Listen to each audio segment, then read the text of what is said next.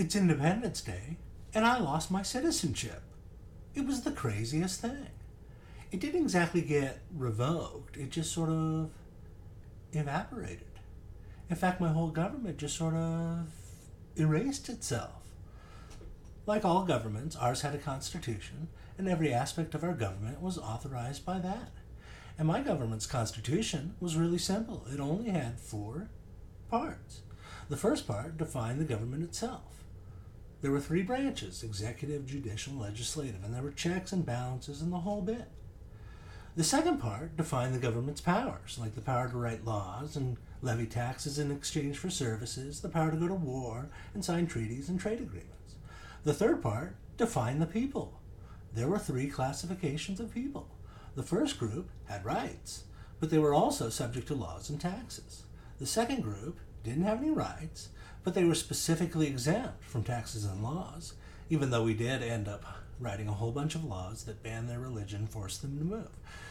And the third group didn't have any rights either, but they did count as 3/5 of a person in the census. So I guess it would be good to own one of them, because you would get more government services in exchange for your taxes.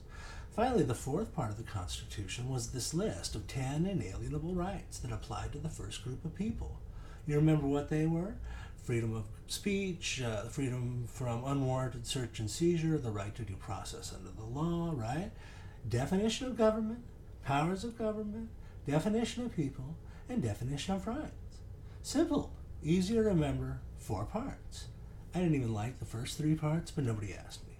Anyway, all of a sudden, the definition of government started to change. And there was no longer a separation of powers, and the executive branch and the judicial branch both started to legislate, and legislators started excluding themselves and their families from their own legislation. Laws started coming out in the form of executive orders, and there were travel bans and immigration reform and stimuli and bailouts, all from the White House. And then the Supreme Court is deciding elections and redefining penalties and fines as taxes and legislating from the bench, and the next thing you know, the very definition of government was gone. And the next part is government powers. Well, if there's no definition of government, I'm going to have to come back to that. The third part was the definition of people. Free people who had rights, laws, and taxes. Indians, as the Native Americans and Mexicans were labeled, and the fact that we can't make any rules for them. And other people, which is obviously code for slaves, who had no rights, but whose very slavery granted their owner favorability under the law. Well, they don't do it like that anymore. They still divide us up, of course. They have to. Now they divide us up not only by race, but by income, gender, religion, age, and anything else they can. Now they decide who the slaves are based on their resources instead of their race. Of course, they still make sure those 2 things remain directly related. And now they legislatively divide us into political parties based on our fears instead of our rights, and gerrymander us to keep it that way. And all of us are subject to their laws. All of us are subject to their taxes, but none of us have any rights. Remember your rights? That was this 4th pillar. There were only 10 of them. They were in the Bill of Rights. They were inalienable. You were born with them, and Congress shall make no law to abridge them, which by every definition means they can't be edited, revised, refined, restricted, reduced, revoked, or otherwise changed in any way. In fact, they shall not be violated and shall not be infringed. This is the actual language from the Bill of Rights. Yet every last one of those rights now has a boatload of regulations and restrictions that have all but obliterated them. The Federal Communication Commission and every government agency, service, school, and function control speech, not to mention all the laws on voicing negative opinions about one another or government.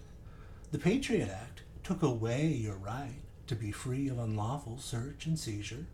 The NDAA took away your right to due process. Whether you love gun laws or hate them, you have to admit there's a massive pile of them, and that your inalienable rights have been abridged. They are gone. And now the only thing that remains is the undefined and unrestrained, unaccountable power of government. Because without the separation of powers and without rights, legislation is in the hands of the highest bidder.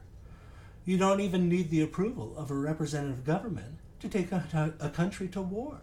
You can print your own money with nothing of value to secure it.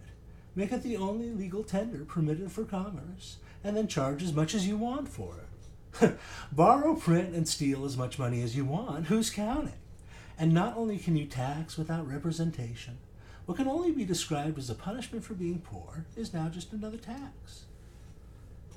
You can even sell $150 billion in weapons of war to your own country's sworn enemy.